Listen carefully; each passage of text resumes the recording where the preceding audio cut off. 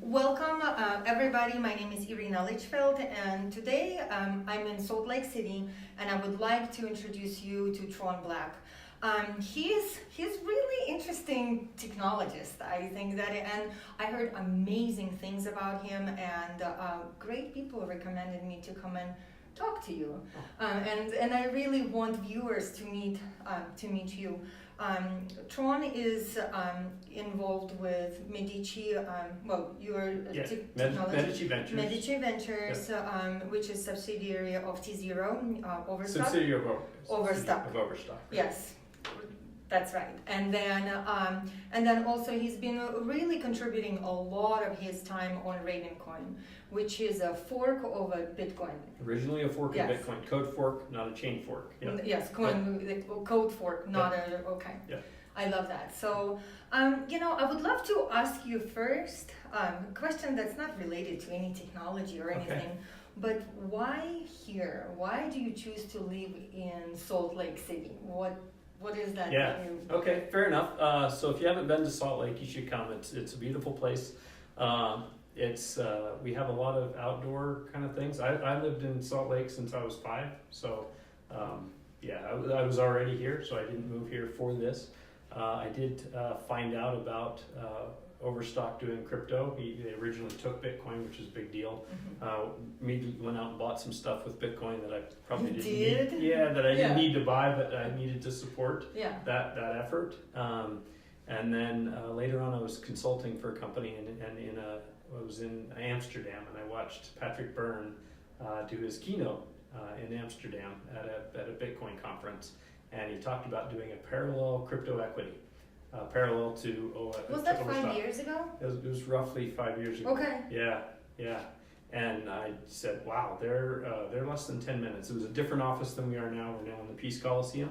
But it was 10 minutes away from my house. I said, it's crypto and building something, and then also watching where how crypto and the regulatory framework kind of comes together. It seemed like a kind of a nexus point, so that I wanted to be involved in that.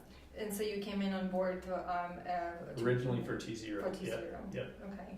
It's interesting, because right now we're in a current state. We see a lot of people having interest into Bitcoin and kind of wanting to be built. But I would like to bring us back to 5 years ago when it was quite challenging to find that this is a great company. They support crypto. It was almost like you found a jewel or something. I did find a jewel. So the fact that they were so close to my house. And doing crypto in 2 spheres, meaning already accepting crypto as the first public company that accepted crypto. That was a big deal, I remember. That was a big deal. It really was. And other ones followed. I think Dell did, and I think Expedia and some others. I think Tiger Direct. Anyway, a few of them kind of followed after that, but Overstock was the first. And then after that, to kind of take on this idea of making crypto equity, right? It was also pretty innovative and still going on right now. These were in the days. This is in the days when if someone said, "Hey, we're just going to create a coin kind of like out of nothing and not like Bitcoin where it was mined into existence," it was like people threw up. I mean, you can't do that. Oh, kind of thing, right? Absolutely. And so the idea of then taking that same technology and then saying, "Oh, we're going to create an equity or a stock," and then going through the regulatory process and all of that. That was pretty innovative at the time. Yeah. So yeah, it still is, even still right is. now. Even right now. In the crypto industry, it seems like it's kind of old news. Yeah. But it's really not, because we're at the front. I like to say that when you go surfing and that wave is coming and you catching the wave and you have to pass the waves that are just too small or too big, and this is, I think that we're right at the time. And start swimming before the wave gets to you, right? You can't just wait and watch. No, you cannot. You gotta be moving when that you wave have to be moving. You have to choose the one and go for it. And so that's where we are now. And then how did you transition to Medici? So I left for a little bit. Went and worked for a company out of Hong Kong, or worked remote from Salt Lake, and then when I came back, I went to work for Medici Ventures, which had been So T0 is mostly held by Medici Ventures, and then we have small investments in a number of other crypto companies. Yeah. And as we were walking, you were showing me your amazing team at Medici Ventures, and I just noticed how big of a group of people you guys have, and it was amazing to see that most of these people are working on supporting the portfolio companies. Yep. On the Medici side, most of the technical effort is supporting our portfolio companies. Yeah. So we have teams that help out. What is your day? You still code, right? So I still code, not as much right now. I'm kind of shifting to kind of helping out RavenCoin and more of letting people know what it's capable of and things like that. But I do still code and still come up with ideas for RavenCoin, and so that's kind of my passion right now. Yeah. A day will look. I sometimes do interviews. I sometimes write papers. Kind of try to explain to people what how assets can be used. So this idea of RavenCoin, for those who don't know, you can create an asset, and creating an asset on RavenCoin is super easy. You download the software, you sync, and you say, I want an asset, and I want a token, and you give it a name. Has to be unique. You say how many you want, from 1 to 21 billion, anywhere in there. You get to choose. You get to decide kind of what it's for, and write up kind of a document for what the token is going to be for. And then just say issue. It costs 500 Raven, and now you own those tokens. Just like if you went and bought Bitcoin, it only and you so now. You can send those tokens to whoever. Yep, to whoever has That's RavenCoin amazing. wallet. And we're building the wallets for mobile, for iOS, Android, Windows, Linux, and Mac. And you can just send those tokens to whoever, and then they'll have the keys for them, and they can send them to others. And the tokens are not mined into existence. We have mining behind Raven, but then you just send the tokens around, and then the tokens can be different things. I mean, they can be in-game items. They can represent, like gift cards. They can represent different things depending on. So I could have Irina token on the Raven. You can. Okay. Yeah. Well, And I think I'm gonna go do it, guys. So I was unable to get, because of some, like being busy that day, I was unable to get my own name. No. Well, but because your name would be hard to get with having Tron. Yeah, so somebody else grabbed it, but they were nice enough to reserve it for me and gifted it to me that next week, so which was amazing. Thank you. Yeah. Yes. And that goes to say is that kind of how things work in a true decentralized platforms, because Raven is decentralized platform. Yep. It is open source, and things do end up working that way. That the ecosystem forms around it. Yep. It's very interesting. Yeah. So we have. We have a few developers here, but we also have developers that are working on all kinds of things for RavenCoin all over the world. We have people that are building explorers, we have people that are building asset explorers, people that are doing the mining, people that are, we don't run our own Discord or Telegram, we have other people moderating those. So there's just like this much larger system out there than what we could possibly create with just a few people here. And that's the beauty of decentralized platforms, right? Is that it really depends on the ecosystem.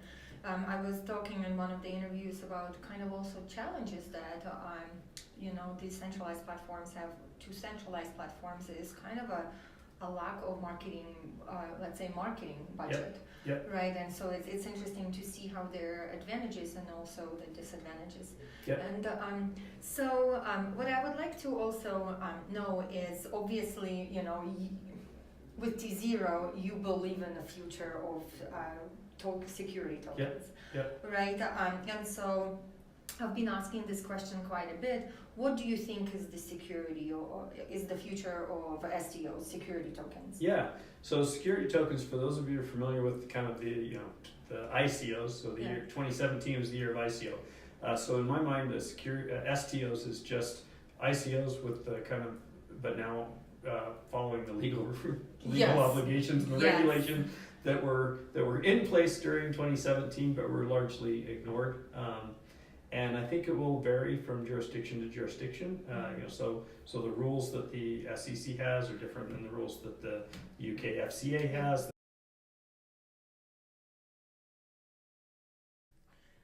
What do you think, in your opinion, is attraction for STOs? Okay, so the attraction. Traction. So Oh, traction. will we see the traction and Yeah. because we've been talking a lot about STOs, Yeah. but we haven't really seen it be a reality. Right.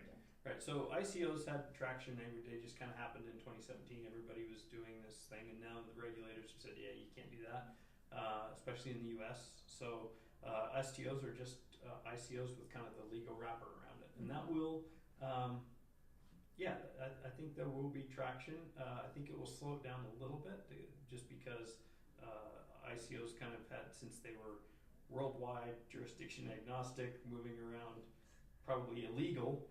Regulatory agnostic. Yeah, they kind of ignored all of that. Everything. As soon as you put some of the regulations around it, that's going to slow things down a little bit. I'm hoping that there will be some solutions that allow. So one of the tricky parts is that people are holding STOs, meaning once you wrap the legal part around it, you have to do KYC, AML, you have to check not on the terrorist list. You have to make sure not in sanctioned countries. There's a bunch of different things that kind of have to be done, and that's tricky to do. One of the challenges is that when you have crypto, which is basically fully transparent, right? Yeah. Meaning the ledger is fully transparent, but the identity is obscured because it's just a big random number. As soon as you link that to identity, makes it a little bit tricky, because now you have like transparent identity, or at least somebody has it. And then they also know that can everything. Be tracked too, then everybody knows everything. So that I'm hoping that there will be some technological solutions that can kind of help that. We're working on some. You guys are? Yeah. Okay. Yeah. And we have to get them vetted, make sure it's all legal and all of that. But we're working on those types of solutions right now. Yeah. Okay. Yeah. And so what is in the dreams and hopes for 2019 for T0? Say that again? What is in the hopes and dreams for T0 for 2019? Yeah, so I don't speak for T0. Okay. We have that one done. So you actually guys are quite separate. Quite. So we own Medici Ventures owns a large portion of T0, but as far as like messaging and things like that, and what needs to be said or whatever, I try to stay out of that. Yeah. I speak openly, freely for RavenCoin, because it's an open source, transparent project, and I try to be as transparent as possible on that. But I prefer. Then what about then RavenCoin? Yeah. What is in the dreams and desires? So dreams and desires for RavenCoin, it's kind of going through an evolution. One of the things that happened was we did start RavenCoin, meaning launched RavenCoin during the time where ICOs were still kind of wild west, right? And so the ability for the RavenCoin assets to be kind of a replacement or work like an ERC20 token, which was what a lot of people were issuing their ICOs on, was fully possible, right? You could just say, well, and then you could say, oh, I want to use an ERC20, or I want to use a RavenCoin asset, right? So we were ready for that. Once the STO once it was evident that ICOs were not able to work in all jurisdictions, then we're adapting a little bit on RavenCoin to kind of make some changes and see if we can give some allow it to play in the same space. Just so everybody knows, because I don't want to scare anybody. The RavenCoin assets that are created, have been created by everyone. They'll continue to work the way they did. Okay. So those won't be changed or touched. Yeah. Grandfathered in. They'd be grandfathered in. Yeah. It's a good way to put it. But tokens with a specific indicator could work maybe a different way, and so we're looking at doing some things like that. Yeah. Okay, sounds interesting. And right now at RavenCoin, you guys have 7 active contributors, basically. Yep. We have lots and lots more that are than kicking in already. That I would call active contributors. Lots more outside the company. Okay. Active contributors. We have about 7 people that are kind of on a team here. Great team, working together. That Medici is providing. That Medici's providing and kind of donating to this project. Yeah. That's really great. Yeah. But we have lots and lots more outside the company that have been adding second tier solutions, explorers, just different things. And going back to the beginning of the interview, you mentioned that you were already loving Bitcoin 5 years ago. What got you into the space? Yeah, so I had heard of Bitcoin probably earlier. Mining seemed odd to me at the time. It sounded like digging for something, wasn't until early 2013 where I kind of recognized. I think it was probably articles spurred by Cyprus actually had a bank, kind of a bank run where they shut the doors and then they said we're going to do a haircut, and then they started rattling the gates, and they're like, okay, haircut for maybe just the wealthier people, and they kept rattling the gates, and they just kept moving that number up until there was fewer people rattling the gates, and so, but it also woke people up that the money that you put in the bank is like kind of like they kind of say this is our money now, and it's not it doesn't belong to you. It kind of doesn't. Way. And so the idea that now there's something where it kind of truly does belong to you, that's that's jurisdiction agnostic, that has a value, it's just an amazing thing. And the idea that somebody put all the pieces together in such an amazing way.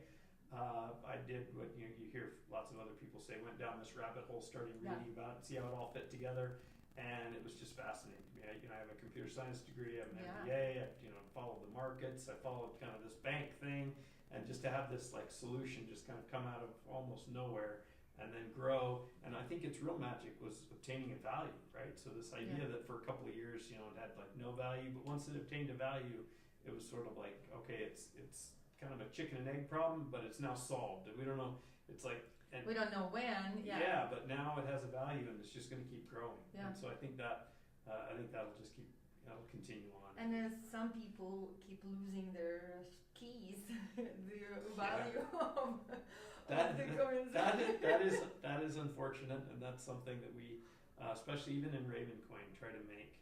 We're trying to solve some of those problems. We want to. We have a mobile wallet, so we'll use the 12 words, which is one of the easy ways to just write down your 12 words. You get pestered a little bit at the beginning to write down your 12 words, but once you write that down, put that in a safe place, then your phone can get run over by a bus, and you can recover all your funds, because your funds aren't on your phone, they're on the chain. And then we're actually looking at putting that system back into the core as well. We haven't done that yet, but that's on our roadmap as well, so that the 12 words will be compatible between the two. And so we're trying to work on that too. That should make things easier for people. I heard a rumor. Okay. That no, not a good. It's only a good thing. That somebody does interviews in the Raven costume. Who is that? Is that you? Yeah, that is me. If you want, you can look it up on. I want to. Yes. There's a few of them on YouTube. I started here only in the office. We do these talks that we call them Med Talks, right? Kind of like TED Talks, but Medici Talks. Yeah. Med Talks, and so I would put on the Raven mask, and I have a one wheel skateboard. We'll call it one wheel, and I would put on this mask, and it has eye holes kind of on the sides, and I would like roll in from the side door, hoping I don't fall off the stage, and kind of head towards the podium, and then one time I decided I had this Guy Fawkes mask. And I decided to put it under the Raven mask, so that when I took off the Raven mask, it had this Guy Fawkes mask. So I decided to do this, and the problem is the eye holes don't line up as well. So there's the holes here in the mask, and the holes here in the Raven mask, and very little overlap. And so I did this in Vegas, and so I think that's the one you can look up on YouTube for sure. I was looking, I didn't see it. Yeah. I was told that. A good friend told me. We'll find you the link, and then you can post it with it. But I'd roll through in Vegas in this room, and I was rolling kind of between chairs, just trying not to kind crash. Of blind, right? Kind of blind. Just running through. But it's just for fun. It doesn't. It's just a fun thing to do. I like that. Having a child inside of you, until the last day, I think is one of the treasures that is good to cultivate. If you ask my wife, I have not grown up yet. So I can relate to that. One day. Yeah. Why? Yeah. What do we really grow out of? You're an individual, and you have a curiosity for life, and you want to feel good and involved, and it should remain with you as the body, goes through cycles. Whatever the body does. Well, thank you so much for your time. I really appreciate it. I'm really excited to see that, just really what you guys are doing here. I've been really looking forward to coming and seeing what happens here. I do remember the news that you were talking about. When Overstock started taking Bitcoin. I got in a space about the same time you did. Yes, Yeah. and so I wonder if we were kind of all motivated by the same ideas. Yeah. Sounds Yeah, like there was a lot of stuff happening then in that 2013 where it kind of ran up to the top. There was a few cycles in Yeah. there, and so this is, I think, feels like a bear market, but at the same time, we're kind of used to it. It's like our fourth one, so Yeah, you're kind of that's like, fine. yeah. Exactly, and it feels good. Yeah. You know, I feel that in the end of the day, so many people were coming in and just doing things that shouldn't be done, to where it started feeling a little bit scary Yeah. and concerning, and it's much better now. You know, we like to see people building. I love Yep. to see what you guys are doing, and I love to see that now we're kind of stepping away a lot from purely centralized platforms and saying, hey, wait, Yeah. you know, what happened there? Let's just forget about Yeah, that. there was a lot of learning that happened in Yes. 2016 of like all these applying Yeah. things to where it didn't belong. Yeah, for sure. Yeah. But that's how we learn. It's Yep. just a growing and learning cycles. So I'm sure we will see each other again I soon. hope so. Yes. And I'm going to go online and see if to go to RavenCoin and see if I can get myself Irina tokens. All right. Yeah. Sounds good. Yes. And so I'll let you know how Okay. it goes. All right. I'll see if I can record it. So maybe then. That'd be great. Yeah. That'd Yes. be great. Well, thank All you right. so much. Thank you. Yes, I appreciate you. Bye.